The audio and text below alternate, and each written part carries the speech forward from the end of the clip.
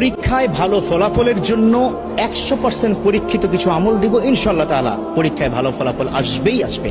অনেক বড় বড় ইসলামিক স্কলাররা তারা কোরআন এবং হাদিস লব্ধ জ্ঞান থেকে গবেষণা করে 3টি বিষয়কে বাছাই করেছেন। কয়টা বিষয়? 3টি জিনিস যদি কোনো শিক্ষার্থী পালন করে, পরীক্ষার আগের রাতেও যদি করে, পরীক্ষার হলে গিয়েও যদি করে, ইনশাআল্লাহ তাআলা তার ভালো ফলাফল আসবে।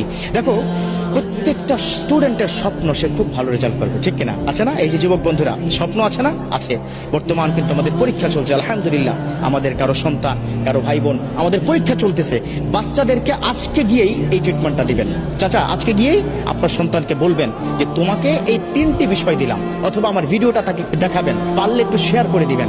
কারণ এই ভিডিও শেয়ারের মাধ্যমে যদি কোনো শিক্ষার্থী বন্ধু তারা যদি এই আমলটা করতে পারে, তাদের পরীক্ষা যখন ভালো ফলাফল হবে, ওই একটা ছোট্ট শেয়ারের কারণে আপনার আমল নামায় কিন্তু আল্লাহ পাক সওয়াব লিখতেই থাকবে। সুবহানাল্লাহ। কয়টা বিষয় বললাম? 3টা বিষয়। যুবকরা, কয়টা? 3টা বিষয়। 1 নম্বর হচ্ছে, যেদিন পরীক্ষা তার আগের দিন রাতে মেধাটাকে কি ঠান্ডা মাথায় রেখে পড়াশোনা করতে হবে। খুব একটা উচ্ছৃঙ্খল, এটা পড়া হয় নাই, ওটা পড়া হয় নাই, আফসোস করা যাবে না। কি করা যাবে না? আফসোস করা যাবে না। ঠান্ডা মাথায় বই নিয়ে পড়তে হবে সাজেশন অনুযায়ী, ঠিক আছে? তবে তাড়াহুড়া করা যাবে না, গভীর রাত পর্যন্ত জাগা যাবে না।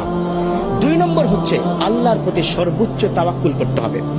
বিশ্বনবী সাল্লাল্লাহু আলাইহি ওয়াসাল্লাম তিনি কিন্তু এই বিষয়টাকে খুব বেশি পরিমাণে গুরুত্ব দিয়েছেন। আর আল্লাহ পাক নিজেই তো বলে দিয়েছেন, ওমা ইয়াতাওয়াক্কাল আলাল্লাহ ফাহুয়া হাসবুহু, those the people are depend on almighty, Allah is good enough for হিম।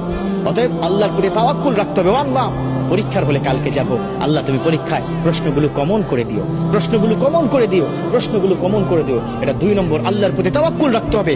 আল্লাহর কাছে চাইলে আল্লাহ ফেরত দেন না। উদউনি আস্তাজিব লাকুম, আল্লাহ পাক নিজে বলে দিয়েছেন, ও আমার বান্দারা, ও আমার গোলাম, ও শিক্ষার্থীরা, আমাকে বলো, তোমার সমস্যার সমাধান করে দিব, তোমার ডাকে আমি সাড়া দিব। সুবহানাল্লাহ। চাইবেন কার কাছে? আল্লাহর কাছে। আজকে গিয়ে সন্তানকে বুঝাবেন, বাবা পড়াশোনা যাই করো না কেন, তাওয়াক্কুল করবে কার উপর? আল্লাহর উপর।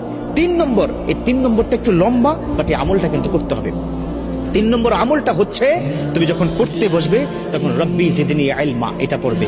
রব্বি ইয়াসসির ওয়ালা তুআসসির ওয়া তাম্মিম আলাইনা বিল খায়র, কোরআনের কিন্তু আয়াত। এটা 2 সূরা থেকে 2টো আয়াত সংমিশ্রণ করে অনেক আল্লাহর ওলিরা তাদের যারা অনুসারী তাদেরকে বলেছেন যে এই 2টো আয়াত যদি কোনো সন্তান পড়তে থাকে, তিনি যা পড়বেন দ্রুত মুখস্থ হবে এবং সেটা মাথায় থাকবে। কথা ক্লিয়ার?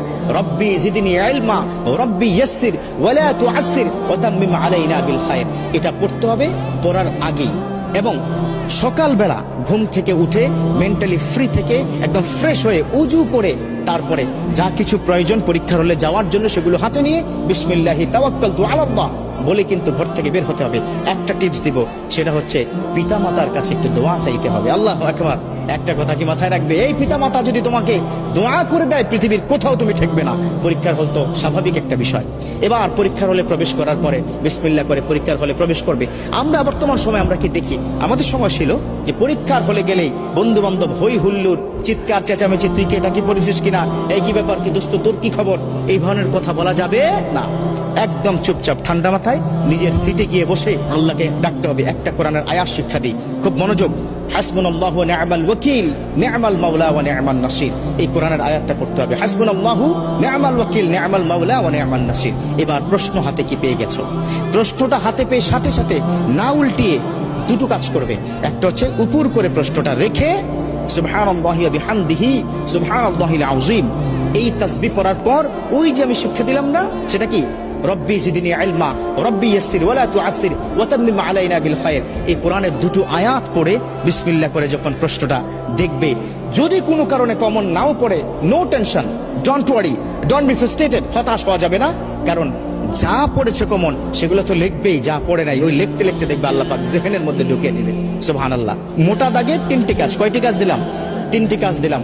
যদি কোনো শিক্ষার্থী সঠিকভাবে এই 3টি আমল বা এই কাজগুলো সে প্র্যাকটিস করতে পারে, ইনশাআল্লাহ তাআলা পরীক্ষায় ভালো ফলাফল আসবেই আসবে। আল্লাহ পাক আমাদের শিক্ষার্থীদের এই বর্তমান চলমান পরীক্ষায় ভালো ফলাফল করে কেরিয়ার সুন্দর করে আল্লাহ সন্তুষ্টি অর্জন করার তৌফিক দান করুক। আমিন।